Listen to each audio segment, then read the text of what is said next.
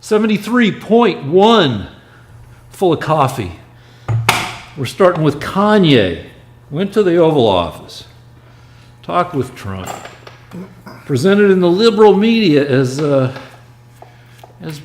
being kind of a lunatic conversation. But Lance and I listened to it together, and if you took what he said, if you looked at a transcript, say, a lot of his individual sentences and paragraphs kind of made sense. It wasn't as, in my mind, it was a crazy thing, but it wasn't as crazy as reported, I don't think.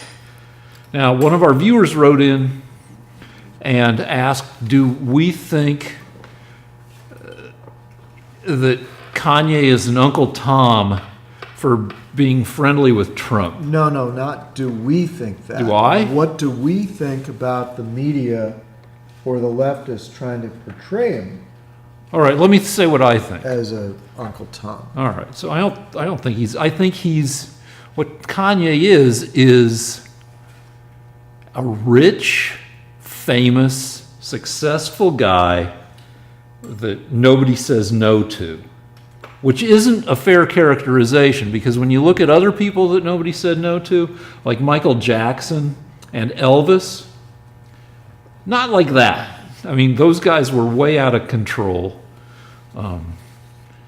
and ended up dead. Kanye's not that out of control. He's just a little bit eccentric, and everybody's like, yes, Kanye, yes, Kanye. He's probably surrounded by guys who agree with him, and, you know, I don't know if anybody gives him shit, but he's positive about his own thoughts. And as a rich, famous guy, he's kind of moving in a different...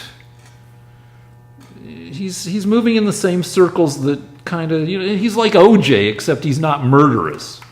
You know, OJ, when OJ was a super famous, glamorous, you know, former athlete turned movie star, you know, OJ played golf with Whitey all the time, and I don't know, doesn't make him Uncle Tom. It makes him a rich, famous guy. Lance?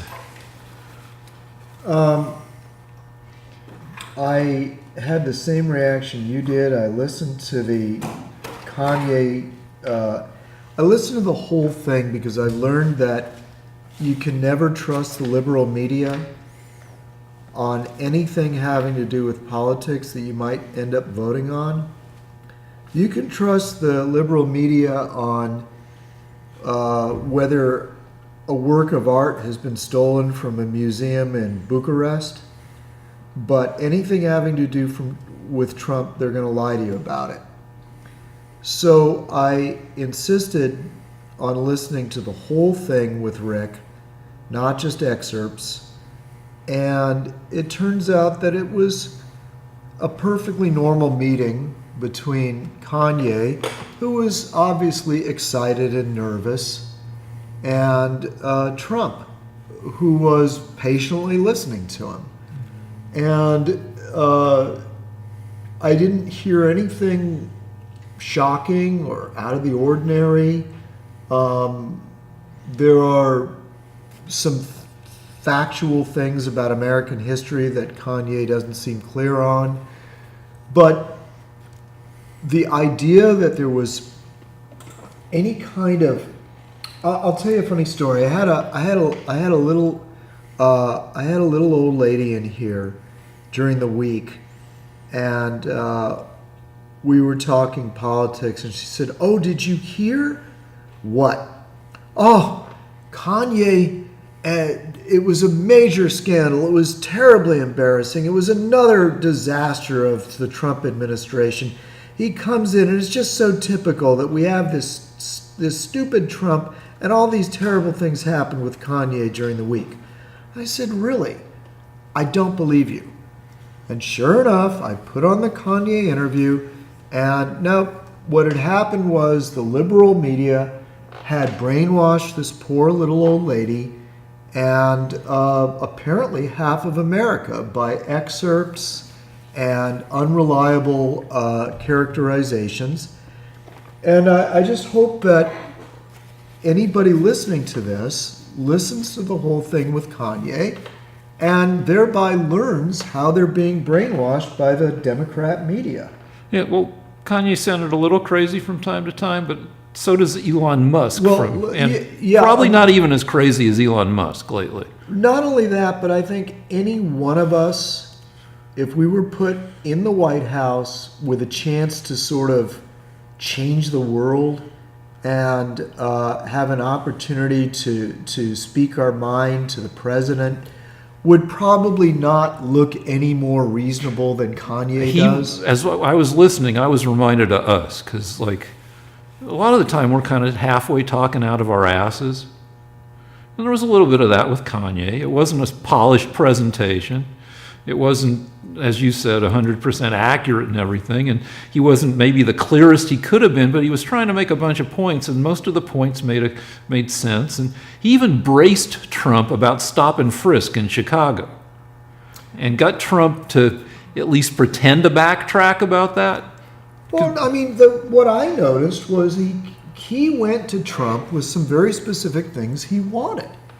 It was not an unreasonable meeting. He had goals for that meeting. It just wasn't super polished. Right. He didn't have an easel with like talking points on the board and stuff. and that's not his style. But what they were both talking about is something that I've been talking about all along, and that is that Trump is good for black people. Well, I'm not going to agree with you about that. Well, you're not, because you're brainwashed. But I've been agreeing with you right till then. Right, but Kanye and Trump were talking about ways to help the black community. And exactly what they're going to do, I don't know. But if you listen carefully to the meeting, it was basically, what can we do to help black people? Here are my ideas. I'm Kanye. And I'm listening to you. I'm the president, and I'm going to give this a fair hearing. All right, so let's move on, because we don't have much time, and I'm full of coffee. Oh, here's an amazing thing that happened this week, over the past 8-10 days. Really quick, I'm sorry. Before we move on, you left out Jim Brown. He was part of that. Yeah, he didn't do much. I mean, he was just sitting there, and he mumbled some stuff, and I don't know. He wasn't a big part of that, unless you saw something I didn't. Do you feel like he was upstaged? I mean, Donald Trump did sing praises of Jim Brown. Freaking, how old's Jim Brown? He's got to be older than Trump, right? Yeah. Well, I mean, he was 50 in the 80s. Yeah, I so remember. he's an old guy, and I don't know. He wasn't that big a presence there. He was entirely subdued. I don't know what to think about it. I didn't think about it much. He barely said anything. So do you think don't you think he's a big voice for the black community and reinforces what Lance says about, Trump being pro-black? No, Trump is kind of, I mean, not to get in a fight with Lance because we got to move on, but Trump is kind of pro-celebrity. Trump likes famous people. Well, Trump said something which I guess Democrats can't accept. It's too unfathomable for them. It's too hard to digest, but Trump has done more for black employment and the wages of black people than any of the past 5 presidents. And so, in effect, he's good for black people. And here's where I have to talk about the frickin', slope of declining unemployment for everybody. It started with Obama and has continued into Trump. But let's move on. Come on, instead of fucking fighting about this. Oh, okay, so this is an amazing thing. I'm helping to subvert the democracy. What happened 10 days ago, I used to buy fake Twitter followers, and over a period of several years. If you move your hand. Okay, sorry. I managed to buy roughly 3 million fake Twitter followers and got up to 4 million followers. And then Twitter had a purge. It takes a long time to even buy fake followers. You got to slowly accumulate them. And Twitter took away my 3 million and left me with 1 million followers. So 10 days ago, I had 1.06 million followers. And then somehow I gained, over the space of 8 days, 1.2 million followers. before, can you just kind of expand on the whole rationale about buying followers and what's the rationale is for having a lot of followers, just to kind of give our Well, audience. I thought it would help me get a book deal, that like I would be able to go to publishers through my agent and say, hey, look how many followers I got, and you should publish my book. And my agent said, no, because people pull bullshit like you're pulling. Publishers don't trust social media numbers anymore, so you're going to have to like sell your book on the merits. It's like, ugh. So other people buy followers all the time, huh? I don't know, but like nobody trusts the numbers as much as they used to. But I went from 1 million to 2.2 million followers in 8 days, which means somebody was giving me more than 100,000 followers a day. And I won't mention the entity that I think is behind it, but because they make me nervous. But Do they eat borscht and live in a I very don't want to know. cold country? Let's not talk about it. But some entity is my tweets are more pissy than funny. They're acrimonious. They're a little bit angry. What is your Twitter handle? @dumbassgenius. And I think some entity wants to make America angrier and more contentious because that makes America function less smoothly, and that they are amplifying, and they decided to amplify my tweets by more than doubling the number of my followers. And I did a little search. I found out that Chelsea Handler, who's pretty angry, also had something similar happen. But somebody gave me more than 1 million followers. And I think they wanted to, it's been said that this entity will try to amplify both sides of contentious political debates, just to make people a little more pissy in America. Because the pissier America is, the less smoothly it functions. I've tried to be extra pissy on Twitter these last few days to reward the entity that is amplifying me. So you're colluding with an entity. Kinda. Though I still want democracy to function. Lance? If anybody is interested in this subject, there was a spy named Yuri Bezmezov. And he, if I'm off by 1 or 2 letters. Yuri Bezmezov. He has 3-hour-long lectures that he gave on YouTube, where he makes this several points, which I'll take a minute to make, even though we're rushed. Okay. He says that most people think that the KGB was spending its time blowing up bridges and stealing the plans for submarines. But he said that was about 10% of what the KGB did. What the KGB really did was try to sow dissent and make other countries become communist. And that 90% of their budget was sabotage, internal sabotage that was peaceful. And it was Yuri Bezmezov's belief that the Democrats, the left-wingers in America, were unwitting dupes. And I agree with them. And I therefore think it's very ironic that Rick, who is a dupe of the communists... Well, hold on. Let me say this one thing. Making a joke. Don't interrupt me when I'm making my point. No, I'm about to agree with you. No. I am a dupe, and as a dupe, don't do anything horrible to me. I'm useful to you. So please, don't do some of the shit that... Please, just let me be. And you can give me more followers if you want. You can take them away. Just don't do anything like scary to me, okay? Thank you. We can edit this if you want. We but might anyway, have to. I don't know. Okay, go but ahead. The point is that about a year after he gave these series of lectures, Yuri Bezmezov was killed in a car accident. Yeah, that stuff. Don't do that stuff to me. Please. Yeah, in a freak car accident, and there was no real reason for him to be killed. He just didn't quite survive, and he was a KGB defector.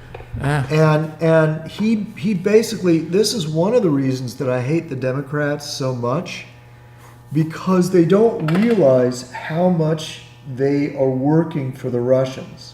And one of the, or for these very serious people that live in a cold country and eat borscht.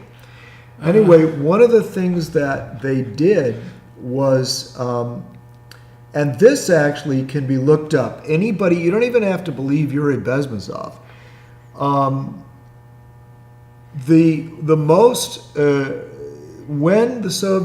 When the big cold country collapsed its government and papers were revealed, it turns out that they had spent millions of dollars to convince Americans to lose the Vietnam War, which we promptly did. All right. Well, you've talked about that at length before. Let's move on. Okay, next thing. Adam Laurie has a question about, do I think that it's about the Riemann-Zeta zeta function and the Riemann hypothesis, which is about the zeros of the zeta function. And I got to admit that I've looked at that hypothesis a bunch, and I'm still not well versed enough. It pertains to where prime numbers show up along the number line. And I'm still not qualified to talk about it, though I do believe that the hypothesis is true, but it's based on nothing. But it does point at some other problems with prime numbers that I can talk about, and I'll quickly talk about the twin prime theorem. The twin prime theorem says that there is a never-ending infinity of primes that are only two numbers from each other, such as 3 and 5, 5 and 7, 11 and 13, 17 and 19. Come on, give me another one. 101 and 103.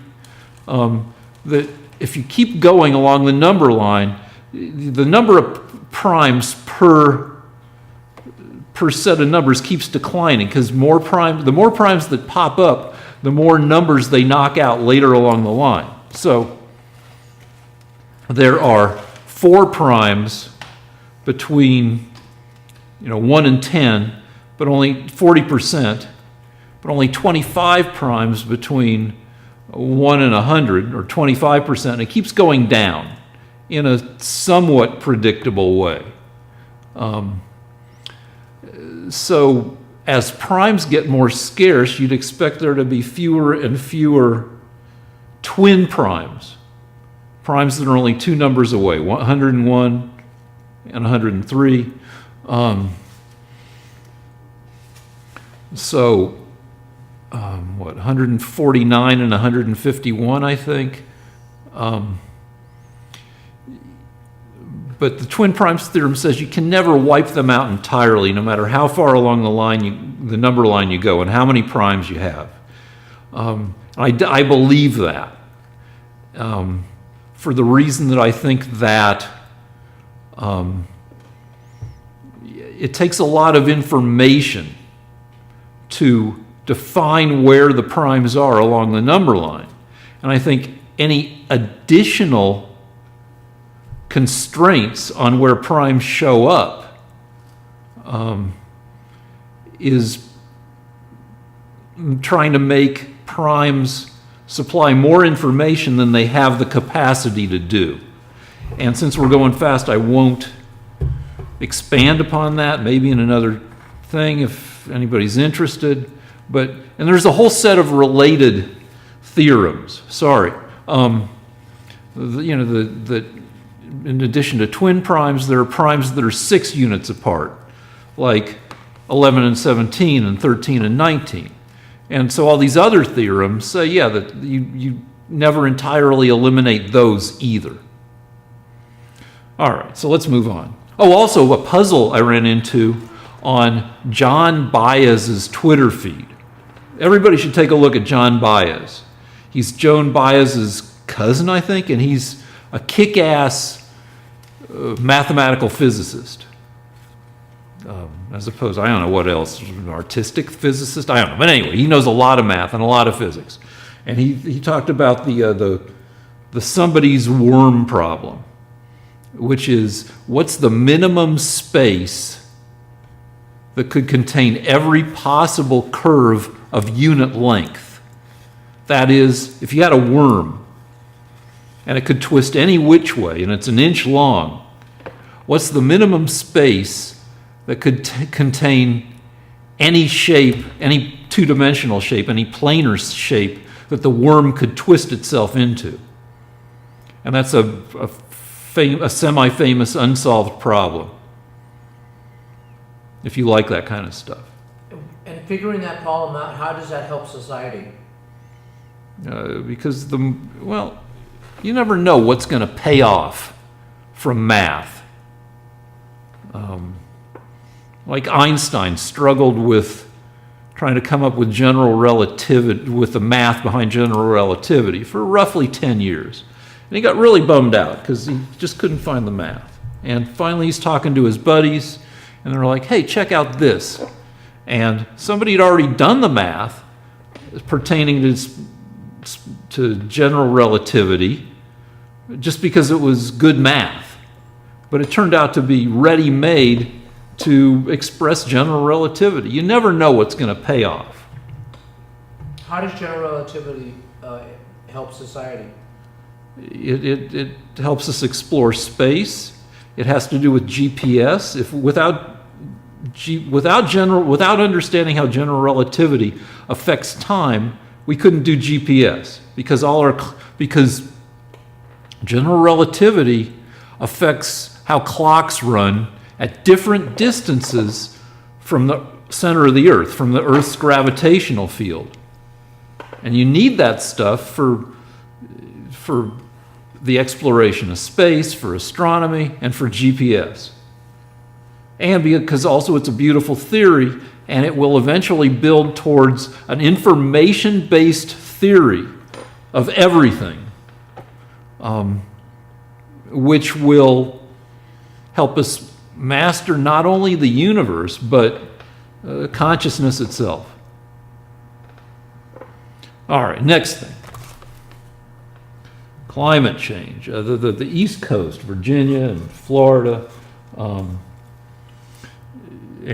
points in between, just got hammered by this hurricane that was like the fourth biggest hurricane to hit land in U.S. history, or something like that.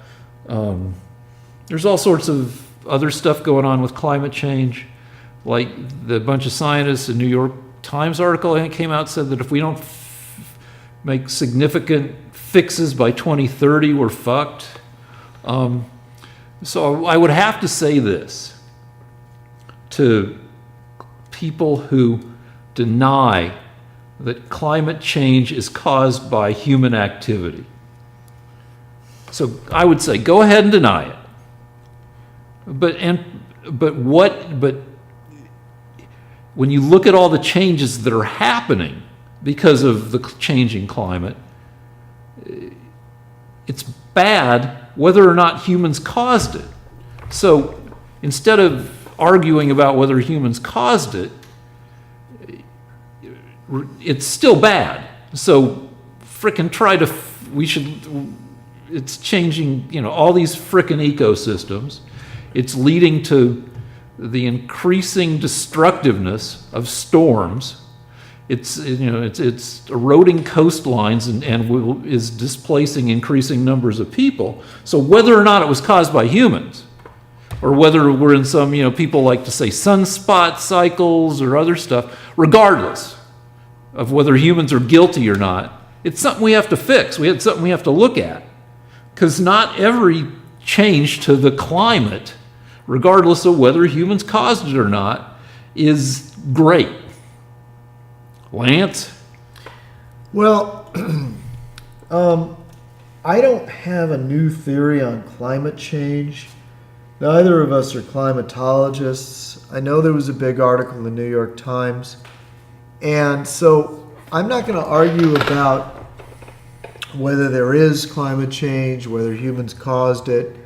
What I wanted to say, because I'm allowed to say what I want, is that this is really all the Democrats have.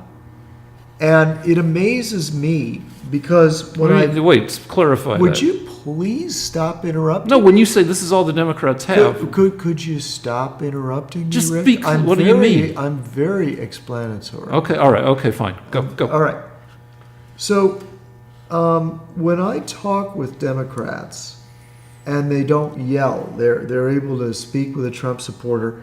When it really comes down to it, deep down, they're panic-stricken because they think that the Republicans are going to destroy the world by ignoring climate change.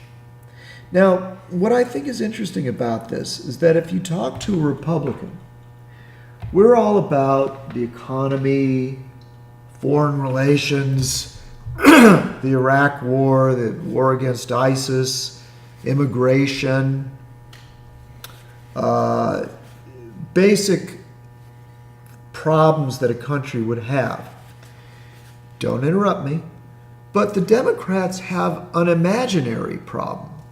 They've got a problem with what the weather is going to be like in, first they said 70 years and people still voted Republican.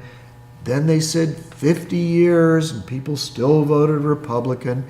And now the New York Times gets, no, listen, it's really serious. We know what the weather is going to be like. And now, if you don't vote for Hillary Clinton, you only have 20 years. That's it. That's the ticket. This big imaginary thing is going to happen. It's going to change the weather. And look, we can't really say that we helped the economy and we didn't defeat ISIS and Well, all that. but there's this big thing that's going to happen. It's gonna change the weather, and so you got to vote for Hillary Clinton. So I can tell you this much, that I don't know all the ins and outs about climate change, but I know that deep down, Democrats have gone crazy about it. They're not. This is their big issue, and they're afraid that Trump will destroy the world.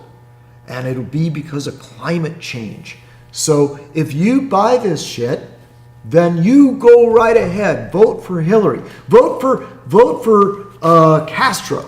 Whatever crazy nut the Democrats come up with, you gotta vote for him because climate change is gonna get you.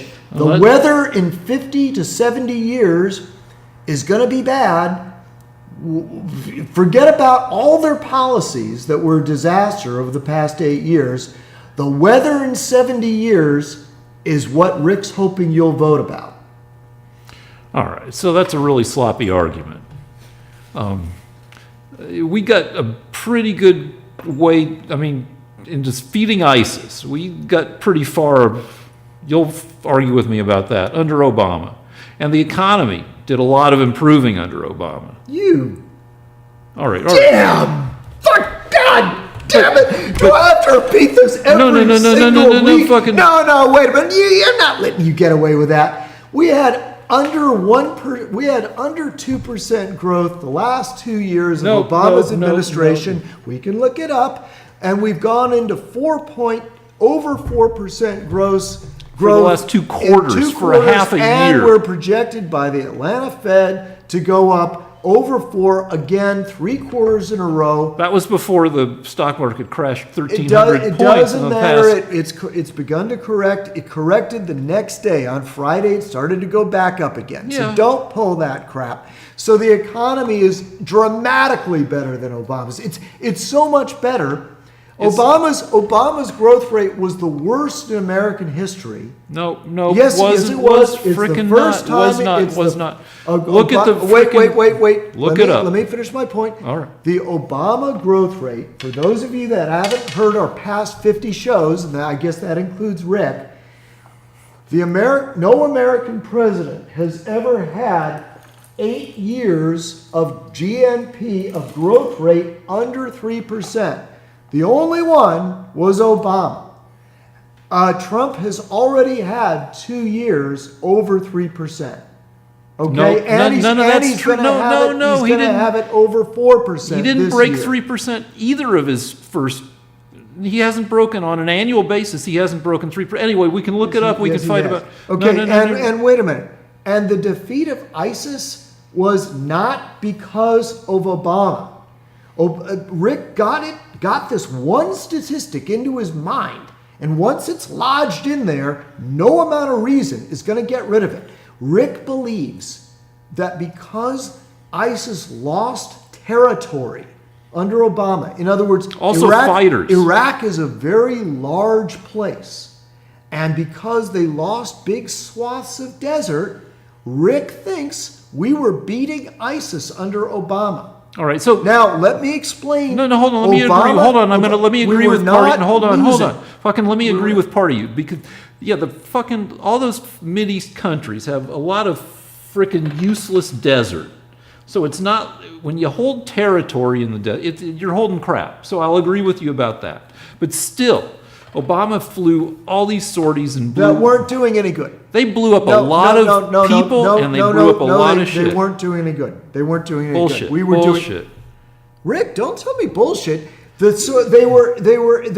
were testimonies from the pilots saying that these were completely ineffective sorties, and that when the Democrats were brainwashing you, they were saying, "Oh, there's been 20 sorties a day, 10 sorties a day," and Rick goes home and he says, "10 sorties a day? That's incredible." But it turns out, Rick, that if you want to defeat an enemy during a war, you can do hundreds of sorties, thousands of sorties. These are bombing missions. Okay. So how many more sorties did Trump fly than Obama? Listen to me. The sorties of bombing missions under Obama were a pinprick compared to the sorties under Bush and under Trump. I do not know the precise number, but I know that they were dramatically less. And we can look up the numbers We should, next time we if break. they have those numbers. All right. Now, Obama's goal in defeating ISIS was to use attrition. And in an interview, before he left office, he said, it will take a generation, that's 21 years, to defeat ISIS. So attrition is the weakest form of combat, of war. That's where you wait for the enemy to come out and you shoot them and you try to pick them off very slowly. Trump's changed the strategy. So what they did under Trump is they invaded the ISIS strong areas, surrounded their strongholds, and bombed them until they emerged or until we pushed in. When we went in, we killed them. So under Trump, we killed 50,000 ISIS fighters. That is not the Obama record. So How many died under Obama? not the same number. A vastly smaller So number. we'll look when we break. We'll look it up. Okay. Now, I don't know how we got on this, but you slipped in there that the Trump economy was not as good as Obama's, and that No, we I didn't didn't say defeat that. it, and I that it didn't was say- Obama that defeated ISIS. No, You I know, didn't say you just any of that. slipped- you I just didn't say slipped any and of said- that shit. Yeah, you said that. I didn't that say it was any the- of that. It was the Obama. It was Obama that won No. began the defeat of ISIS. He was the one that caused ISIS to get strong, and that the Obama economy, the Trump economy, is just a continuation of the Obama economy. So you slipped in two falsehoods that I had to correct. Do you want to go on to another subject now? Let me just say one thing. Regardless of who you think is causing climate change, which has a number of undeniable current effects and is projected to have even worse future effects in the nearer future than was already anticipated. It was natural when, according to one theory of the formation of the moon, that a big-ass celestial body crashed into the primordial Earth and knocked off a big chunk of it, which coalesced to form the moon. That was a natural occurrence. The Yucatan meteor that probably killed the dinosaurs was a natural occurrence. Both of those things were devastating for the Earth. Both natural. Both things that we would probably want to prevent if they were going to happen to us in the next 5 years. So whether or not you think that humans cause climate change or it's a natural part of some cycle, it doesn't mean that just because it's natural, it's not fucking everything up and we shouldn't try to do something about it. All right. You're not going to be able to change the weather, guys. Sorry, we can't change the weather. Bullshit. It's not going to happen. The only way that we could bring I remember an argument. In order to bring the temperature of the world down a couple degrees, if that's even possible, we'd have to go back to 19th century technology. Or develop scrubbing technology to pull CO2 out of the atmosphere. Right. Rick, let me explain something to you. If you're basing your hopes on defeating Trump by scaring people because the sky is falling, then good luck to you. I hope the American people are not stupid enough to buy this shit. It doesn't deal. Most of what we're going to do to address climate change won't happen under Trump, whether he gets reelected or not. And most of what's going to happen will be due to market forces that you love, because you're a staunch capitalist. It will take capitalism to fix climate change. Great, then vote Republican. Can we go on to the next subject? Let me say, because you think this is all a thing to fuck over Trump. Now, Trump has some bad policies about climate change, but you're not going to change people's behavior. We're still going to drive our big, stupid cars. I drive 65 miles every Sunday to come see you and go, I waste gallons of gas on this project. And I'm not going to change my behavior. What's going to have to change is we're going to have to come up with technologies to scrub the atmosphere, to sequester CO2, maybe to change Earth's albedo in places. I don't know what albedo means. The reflectivity of Earth. How much heat the Earth absorbs from the sun. If you can reflect more heat out of the atmosphere without it being absorbed, you can reduce the amount of climate change. Real quick, do you think it was a mistake, Rick, or actually increase albedo, I think. Was it a mistake for Trump to pull out of the climate accord in Europe? I mean, it's not the best thing, but I've heard that it's not going to affect that much because a lot of the policies in place. I mean, as from a standpoint of international leadership, yeah. But in terms of actual effects, I've heard various things, including that individual initiatives and things that can't quickly be turned around, that it won't have that much of an effect. But I don't know. Because like Kanye, I'm a guy who sometimes talks out of my ass. Can we go ahead? Real quick, and this is the last, and going back to ISIS, is it safe to say, and this is for Lance and Rick, that under Bush, ISIS was the B team? And then ISIS under Obama. ISIS didn't exist under Bush. ISIS didn't form until under Obama. Thank you, Rick. So then was that, when did it go from JV to varsity under Obama? I don't know what year, but 2011. Okay, so let's move on. Robert E. Lee. Okay, this is where I have something to say. Okay. This is another example of I wake up and I go to Facebook, and there's some crazy Democrat saying Trump is praising Robert E. Lee, and therefore Trump is a white supremacist. Trump is supporting the Confederacy.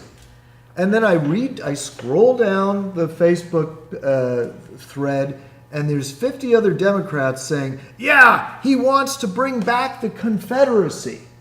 Now, fortunately, and then there's even an article, there's a quote, and there's a quote, it's something like CNN or ABC, one of these goddamn media, left-wing journalist medias saying, no, I went to Yahoo, and it said, Trump praises Robert E. Lee. And I think, okay, I know that the media is lying to me about Trump. So what really happened? And what I do is the same thing I did with the Kanye video, and what I urge anybody else out there that's fair-minded to do. Whenever I hear some outrageous claim from the media about what Trump said or didn't say, I listen to the entire speech. So I listened to, 20 minutes of the Ohio speech. There's only one little blurb about Robert E. Lee. And basically what happened was Trump had gone to Ohio to make a speech, and he was trying to say something good about Ohio. And so he said, apparently he's a bit of a Civil War buff himself, as I am. And he said, Lee was a great general. He was tough. He was brilliant. And Lincoln was afraid of him. He didn't think the Union could beat him, all of which was true. And then he said, but a guy came along, General Grant, and he defeated Robert E. Lee because Grant had better ideas, knew what to do, and he was from right here in Ohio. And so I realized, he had to, in order to praise Ohio, say something nice about Ohio, he had to say what a good General Lee was. He also said General Lee liked to drink. No, Grant liked to drink. Grant liked to drink. True. Yeah. So, no, don't interrupt me. So the point is that he was only trying to praise Grant by pointing out how difficult it was to defeat Lee. But the liberal media that has Rick brainwashed has convinced all of the Democrats that, he said something good about Lee. That means that Trump wants the Confederacy. He wants to make black people into slaves. You like to put thoughts in my head. Do I think any of that? These are the thoughts I was reading all morning. Are they my from fucking Democrats. thoughts? Now that I've explained it to you, possibly not. I don't know. Did I read the convince you? whole thing. I read the whole thing about Lincoln and Grant. Okay, good. So you know that you're being lied to about Trump by your media. They took the worst. I mean, the way they took the worst possible soundbite. But I will say, How do you feel about that? I don't know. I will say, because it's a fun fact, that General Robert E. Lee led the army that killed nearly 7,000 Ohioans. So the Twitter joke I made is not much of a joke. That's why I tend to be supported by this entity whose name I won't mention. It's kind of like going to New York City and praising Osama bin Laden. All right, let's move on. That's like the worst thing I ever heard you say. Do you think it's peculiar, Rick, that your media took something way out of context and convinced all the dumb Democrats that Trump was praising Robert E. Lee and believed in white supremacy and slavery? Don't you think that's unreasonable that they're doing that? I don't know. I just... No, you do know. No, because I always say this. When you say something like that, some people are probably looking to present Trump in the worst possible light. On the other hand, there's the profit motive. And whenever I see sound bites being chosen for juiciness, I think about the principle that people found shocking 30 years ago when local news started getting jazzy. And the principle that people like to say was, if it bleeds, it leads. that the local news likes to start off with a story of murder or a fatal hit and run, that's what gets people worked up, that's what gets people's attention, and the media is whorish. They will go for the juiciest possible soundbite. That's such an excuse. All right, but So that's my excuse. You actually think that if that they've ignored all the things that Hillary Clinton did because it's juicier to go for things that Trump did. They actually they're neutral on Trump. They couldn't care less. Trump got the equivalent of $2.6 billion in free publicity from media coverage for all the outrageous crap he said during the 2016 campaign.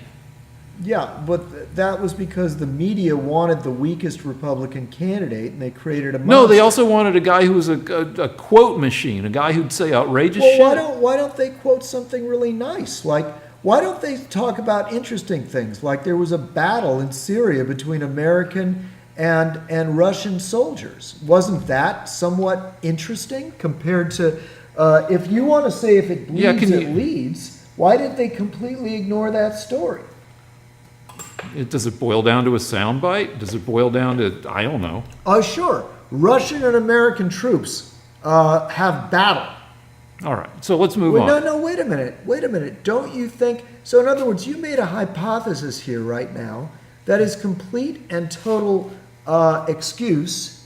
You say that they're covering Trump fairly, and if they're not covering him fairly, it's just because there's a profit motive. And I point out, I didn't say that. I didn't say that. I said that profit is part of it. I didn't say it was 100% so of it. really, they're all Trump supporters, but they think they can make more money if they put down Trump. You don't even listen to my fucking arguments. It's not much of an argument. You're making an excuse. Why don't you just admit that they completely lied about what Trump said? Why can't you just admit that? They just showed the hottest part of his soundbite. Then why didn't they include the part where he said, and it's a great thing that a guy like Grant came up and beat him?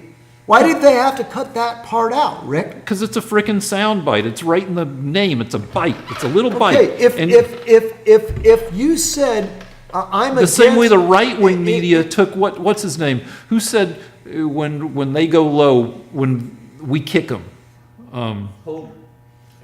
Eric Holder. The right-wing media took that quote because immediately after he said, when they go high, when they go low, we kick them. And then he said, I don't mean that literally, but the right-wing media cut out I don't mean that literally, and they said, Eric Holder advocates violence. Why does he have to say something? I don't know, but it was soundbited. I would like to hear. Did he say it right the second afterwards? Yeah, it just rolls right. I think it rolled right into it. No, Maybe actually, not. I heard applause right after he said we kick him. I heard a whole Democrat audience of peace, love, hypocrite, drone zombies clapping, saying, yeah, we kick him. I heard that. They didn't cut that out. All right, so maybe I'm wrong on that. But he I don't know. Let's move on. Do you think that would that just do you think Antifa, Lance, this is for you, Antifa is causing some leading. Do you think it's leading in all the networks in terms of what they're doing? Do you see it I don't know. What's Antifa up to? I know the Proud Boys, which are right-wing racist guys, kicked the hell out of some gay guys in New York City over the weekend. But so is it possible that they're not covering their own bad boys, the media? Because you haven't heard about it. Have you heard about Antifa events? Well, let me put it to you this way. In the past month, I saw Ted Cruz, the man I voted for, chased out of a restaurant by a mob of Democrats. I saw 2 cabinet members of the Trump administration chased out of movie theaters and restaurants. I know that Kavanaugh's home was vandalized. I know that Ford can't even go home, and her family. They're still not living in their house. Okay, but the point I'm trying to make is that the numbers are outrageous in favor of Democrats. The Democrats had actually occupied the Senate they'd sent mobs into the Senate building, and there were Democrats that had there were Republican staffers that had to barricade their offices to keep the Democrats out. They To stop them from saying things like, I was raped and I want you to... No, because what they do is they get in your face like this, and they say, fuck Kavanaugh, fuck Kavanaugh. Now that's what I consider an assault, and I hope that the Democrats are prosecuted for this. Now, they attacked the head of the Senate, the Republican chairman, now I forgot his name. Who, Grassley? No, McConnell? Who? McConnell was harassed. There are images of him coming up, trying to get away from somebody. Another senator, Senator Flake, was trapped in an elevator with a woman yelling at him. 2 women yelling about being sexually assaulted. They were great. They were pounding on the door of the Supreme Court for the first time in history to keep the Democrats out. They have to have massive security details surrounding the Supreme Court. There were death threats to all the Republican senators. There are always a few kooks out there, but there were abnormally high numbers. And they were trying literally to bully. They were trying to actually have a coup in order to change the votes. They can't win at the ballot box. They brought in Linda Sarsour, who believes that Israel should be destroyed. The Democrats work with her. She's one of their favorites. And for that doesn't bother Rick, I'm sure. Well, and she was in there threatening and screaming, and this is the way you guys win. This is part. Did we win? Is Kavanaugh in the court? Did we win? Well, actually, had the Republicans backed down, had they actually been frightened by your childish and evil antics, if they'd actually backed down like you Democrats wanted them to, then they would have won. But they had the backbone to stand up to Democrats. But my problem is this. Why is it? Why is it that you can't condemn these actions? Why? And by the way, do you remember Senator Rand Paul? Do you remember? I know, he got in a fight with his neighbor. He had 6 ribs broken by a Democrat. They didn't want to make a big deal about it. The guy was a Democrat. He hated Rand Paul because he was Republican. He broke 6 of his ribs. So you're saying that the Republicans, Rand Paul, are you saying that Rand Paul lied when he said it was a dispute about lawns or something? I'm saying he wanted to be diplomatic. And Scalise, of course, was shot by a Sanders by a supporter. lunatic. Yeah. No, a Sanders supporter doing what Sanders supporters believe in. So you're saying that all Sanders supporters want to shoot up a bunch of people? I think that you guys believe in revolution. It's part of Marx's theory. Marx didn't believe that his enemies would give up. He thought revolution was necessary, and that's what Democrats are carrying out right now. I think when people you can't win, so you're causing violence. All right, so let me respond. I think that some of this, some of it's inexcusable. The guy who shot Scalise and tried to, that's a mass shooter, whatever, and that's inexcusable. But yelly people in the Senate. No, they surround people. I saw the video of all right, Ted but now Cruz. let me talk. He was I let you talk. Surrounded by Democrats. They wouldn't let his wife out. They should all have gone to prison for assault. That's assault. That's not letting somebody move. I've committed assault like dozens of times. Yeah, but that's because you're a bouncer. This is a Democrat. This is a guy trying to have dinner with his wife. They wouldn't let him leave. They should have gone to prison. But you don't care. You're a Democrat. You loved it, didn't you? Didn't you love watching Cruz not be able to have dinner at a restaurant? I didn't see the clip. I didn't see the frickin' clip, but you loved it. When I told you about Sanders being surrounded, you didn't care. Why did you see it, Rick? Don't you watch CNN all the? Why would? No, I don't know. Sometimes I'm buying shit on eBay. No, I think our director makes a good point because the media doesn't want to show you what you guys are doing. If it's not on Twitter, I mostly don't see it. So I get all my shit from Twitter. So why is Twitter shadow banning it? No, no. Just I didn't see the clip. I don't have to watch it every why fucking is clip. it that Twitter didn't show you poor Ted Cruz being harassed? I'm sure by they a did. mob I of just didn't click on the Democrats? clip. I didn't think it was on Right. there. I saw it on Fox. I didn't see it on any other. All right. So, but thing. here's the deal. For the first time in history, a Supreme Court justice was confirmed with negative approval numbers from the public. And not just a little negative, but like 10 points negative by the time of the last poll. For the first time in history, and you can say, well, they borked, other people have been borked, and da da blah, blah, blah. The Senate refused to even consider, to advise and consent on Merrick Garland last year. So a little bit of yelly ladies in the frickin' Senate being let out and causing momentary delays. I don't find too much of that. I find a certain amount of that not terrible. Yeah, and this is now I'm going to respond. This is what McConnell said, which is so profound.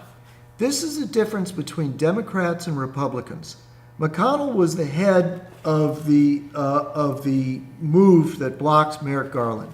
He said, "Look, we didn't want to confirm this guy, and our argument was that in 6 months there was going to be a presidential election. Let's leave this up to the people." But basically, we used the rules to prevent Garland from coming up for nomination by Obama. Well, On the other hand, don't interrupt me, the Democrats were not content to just admit we don't want Trump to have a nominee. Instead, we already had this argument. Instead, they had to ruin this guy's life. It served their evil purposes to bring some woman out of the woodworks and accuse him of gang rape. Because that's your style, Rick. And you're admitting it right now. Instead of just saying, yeah, we don't want him on the court. We're not going to vote for him. No, they couldn't do that. They had to use the Democrat tactic of accusing the guy of rape and then trying. So you don't believe the accusations. You don't believe the accusations. That he's a gang rapist? No, there were 3 women who came out. You yeah, don't believe, one of them retracted her story. Which one? The one Santiago, I think, from college, said that he harassed her in college. Then there was one that When said did she retract it? She retracted it like a week later. Saying what? That she couldn't prove it. Oh, so- She called up a bunch of her friends and none of them remembered it, so she just shut up. Then But she didn't say it didn't happen. she said that she began Couldn't to doubt. prove it. She said she began to doubt her own memory. The second one accused him of facilitating gang rape. But you believe that, don't you, Rick? I believe it was the frickin' 80s and a lot of shit happened. So you think that Kavanaugh was a gang rapist? Not in the strictest sense of what you'd think gang rape would be, but I'm more familiar with Ford's testimony. Do you think Kavanaugh was a gang rapist, Rick? I don't know. I'm underinformed on that. So he one. might have been a gang rapist. Is that it, Rick? I'm underinformed on the whole deal. Why are you so underinformed? It was on the news for 2 months. It was Because I all paid you more could hear attention. about. I watched. No, that's a fucking excuse. Fine. You can't tell me that you think Kavanaugh was or was not a gang rapist? You don't want to go out on a limb. In 1984, I was present among a bunch of guys. You told this story. I know, for what was almost turned into a gang rape. Okay, So Rick, I believe Rick, a bunch of Rick, rowdy Rick. guys, drunk guys. Rick, the Avenatti witness said that there were a series of 10 parties that she attended where Kavanaugh facilitated gang rape of women every week for 10 parties. Oh, so he's not the gang rapist. He was at a party. No, he was spiking. She accused him of drugging the punch, which put the girls under so that they could be gang raped. Do you think he did that, Rick? Do I think he maybe spiked the punch? So that women would fall asleep and be gang raped. Do you think Kavanaugh did that, Rick?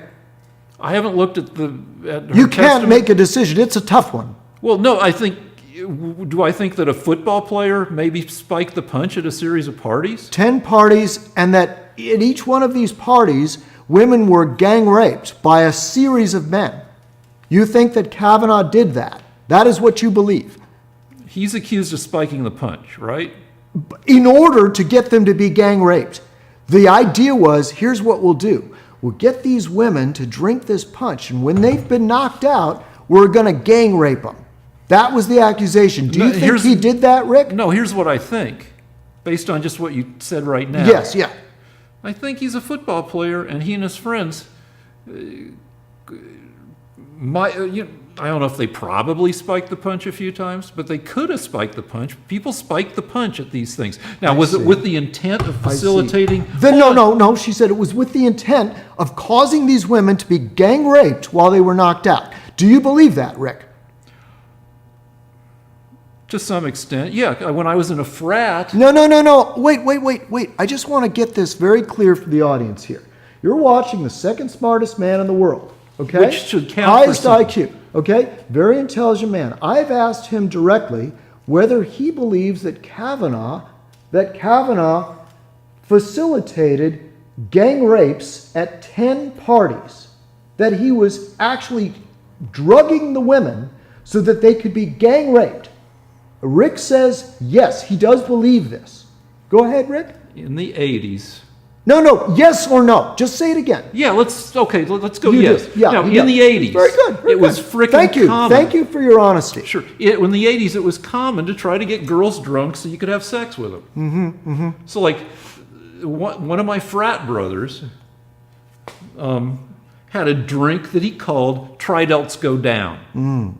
And it was a strong-ass drink that maybe didn't taste as strong as it actually was. And the idea was it was harmless fun to get girls who may not have wanted to have sex with you, to get them drunk so they would be more willing to have sex. That was a thing. So you yourself were facilitating gang rape?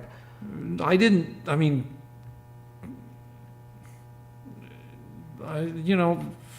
do you call it when you're... You disgust me, Rick. Let's move on. No, hold on. What do you call it? I was... All right, didn't we've stop got another. it. We've got another. Hold on. I didn't. Chelsea. Somebody had a question about Chelsea. That's right. You're a gang rapist. Chelsea. Keep getting these messages from people, our viewers, who want to know why we don't have Chelsea. They keep asking for Chelsea to come back, and I finally have to answer this question because it's kind of personal. Chelsea, we work late at night. We get done with our show around 1 a.m. You can walk through. It's okay. We do our show as late as 1 or 2 a.m. Chelsea cannot stand being up late.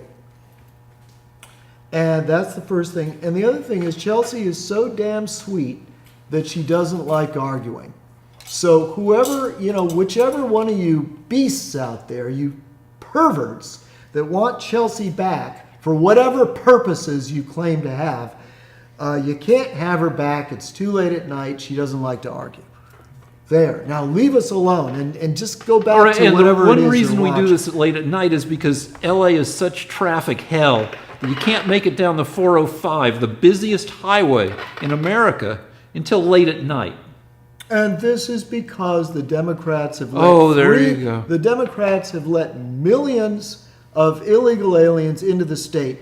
A new study was released this week by Yale, not a conservative university. Yale, the most liberal university out, just released a study that says that the actual number of illegal aliens in the United States is 22 million. Not 11 million that Rick's been lied to and is repeating like a zombie. It's 22 million according to Yale this week. On the 405, when you're trying to drive someplace and it takes 90 minutes to go 20 miles, it's not illegal aliens. It's people in Range Rovers and Audis. Rick knows that for sure. I've been on the 405. Can we have Rick? Would it be a good idea for or Lance, if we have our viewers post any experiences they've had with undocumented immigrants? Yeah, positive and negative. Can you tell them?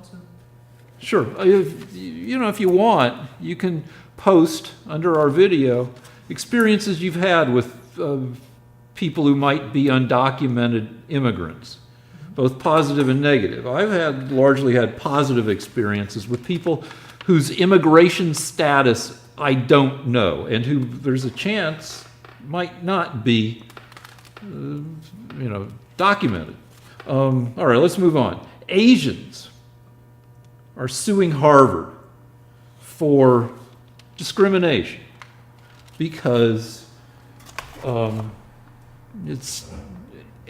Asians do really well academically, to the point where if it were a completely level playing field, the classes entering some of these Ivy League universities might be 60% Asian. And elite colleges, as well as other colleges, want diverse student bodies, which leads to various schemes, various strategies to diversify the student bodies, which can include slightly different admissions criteria for people of different ethnicities. And the answer to this issue is there is no good answer. That there are maybe 50,000 highly qualified students or more in every high school graduating class. But there are only about 25,000 spots for these students at the 8 Ivies plus Stanford, the elite of the elite universities. And things have gotten crazy. I just read this. In 1941, the admissions rate for getting into Harvard was 92%. 1,200 people applied to Harvard, 1,100 got in. When I was screwing up my application to Harvard in 1977, 20% of applicants got in. Now it's 5%. In 1941, 1,200 people applied. In 2017, between 35 and 40,000 people, the population of a small city, applied to Harvard. Since 1940, the U.S. population has increased 150%, but the size of the number of people admitted to to each freshman class at Harvard has only gone up by 60 or 70%. So one thing that these elite universities could do, all of which are freaking rich as shit with billion-dollar endowments, is let more people in, increase the size of their class, of the number of students they admit each year, and it's not going to make it much better, but it would make it a little better. And overall, what it's going to take to reduce the craziness, where kids apply to 12 and 14 colleges, each of which has an admission rate of between 5 and 12%. And so you have to apply to that many colleges to be sure of getting into one or two, because even if you're an elite student, it still can be random. There's going to have to be disruption to and increasing democratization of our educational system. Lance. All right. Well, I think it's just another example of how the Democrats ruin everything. You know what? I hope those Asians sue the crap out of Harvard. I hope that heads roll because you know what?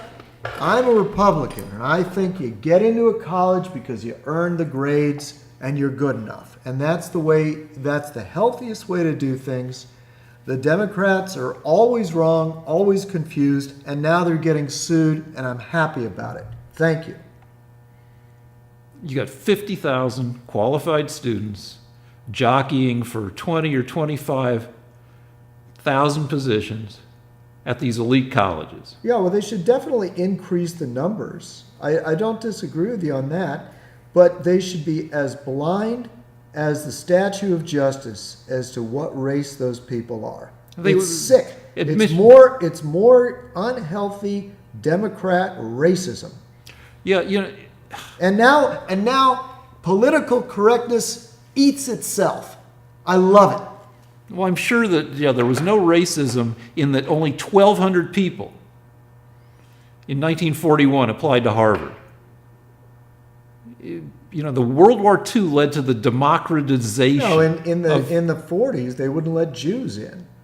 Yeah, because Jews overperformed.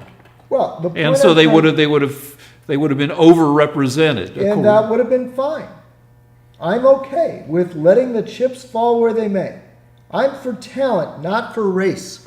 You're a Democrat, so you're interested in race. Except you have way more talented you're kids. Obsessed with race, Rick. You have way more talented kids than there are spots, so any solution is going to be unfair. They should increase the number that they allow in and then flip a coin. But don't base it on race, Rick. I'm not a Democrat, so I'm not a racist. Yeah, so you just said that Democrats fuck everything up, but the GI Bill, after World War II, opened up college education to a huge chunk. Before World War II, what percent of the population went to college? 15%, 20%? And now, it's way over 50%. And you've got educational opportunity is more available. And we need that to compete in the world. But it needs to be more disruption. There needs to be more opportunity. Anyway, let's move on. Do you have any comment in terms of, like, as opposed to college and university, how about technical schools? Do you think those are underplayed a bit? Well, in the past 15 years, most technical schools have been scams. And a lot of them needed to be shut down and cleaned up because they weren't actually getting people anywhere. But you need welders and we need frickin' targeted education as well as general education, and we need personalized education. So I think Trump is hitting that. Did you know that? Were you aware of that? With what? The technical aspect of education. Well, I know that frickin' Betsy DeVos is changing policy so people who are scammed by like Corinthian colleges and these scam schools are getting compensated less and have a lower probability of getting compensated than under Obama. Now, tell me again what Trump is supposed to be doing. He's an advocate for these technical schools. Is that leading to any actual action? Actually, there was a news conference about 6 months ago where he was at a technical school where a lot of these folks are graduating, getting high-paying jobs. So I'll believe the implementation of policy when I see it. Are you familiar with that, Lance? Unfortunately, I don't know anything about it. All right, next thing. That's it? No, wait, got a couple more things in the polls. So my predictions about what is happening with the poll probabilities came true over the past week. That I predicted that pissiness over Kavanaugh would lead to an increased probability of the Democrats taking the House. And so over the past week, according to 538.com, a reliable source. The most, I think, in my mind, the most reliable source. You can also look at Real Clear Politics, but any source that kind of compiles all the polls and ranks the polls as to how accurate they've been, and they do a decent job. And people like to say, the polls got 2016 wrong. 538 gave Trump a 1 in 3 chance of winning the election, when a lot of other places gave him a much smaller chance. So, and a 1 in 3 chance is not a rare occurrence anyway. The chances that the Democrats will take the House increased. We still have 3 weeks and a couple days to go, so that will probably narrow again a little bit, dropping from the current 81% chance back into the 70s. All right. This is what I'm hoping. I'll let you guys all hear what I'm hoping. I'm hoping that the Democrats lose the House again, because it is my opinion that the Democrats have been an evil force in the United States since they began the Civil War. A lot of people don't know this, but it was actually the Democrats that were the Southern Party. Everybody knows that. You guys have been hammering that point forever. And the Republicans were the Northern Free Slavery Party. So the Civil War was not just North against South, it was Republicans against Democrats. Yeah, but that's... And we beat them once in order to save the Union and free the slaves. And I hope that they lose the House this time, so that this chaotic, evil force in the United States can be destroyed once and for all. This is an important election, because you Democrats, if you lose the House, you're done. We're going to be able to put dirt on your grave, which for me will save America. It'll be the best thing that could ever happen to the United States. So you better vote, because if you lose, it's all over for your sick socialist agenda. Oh, I totally agree. You better fucking vote, you fuckers. Get out. I mean, especially you 18 to 34, lazy... Come on, assholes, get to the polls. You people who frickin' only 1/6 of 18-year-olds can get their frickin'... Why are you so desperate, Rick? You're going to win the House. You just heard that. You just repeated it to me. You should be more confident and relaxed, Rick. I'm not, because 74% chance, 80% chance is still not... Yeah, because that's what they gave Clinton.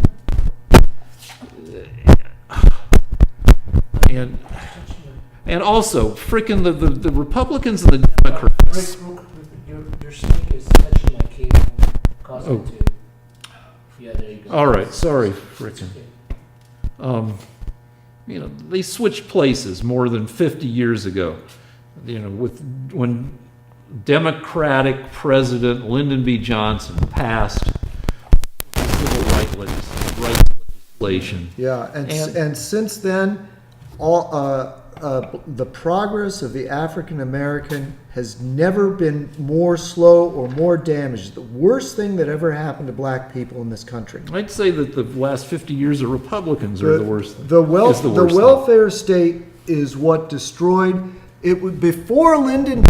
Johnson passed that bill, employment among African Americans was higher than white employment, and families of black people were more cohesive.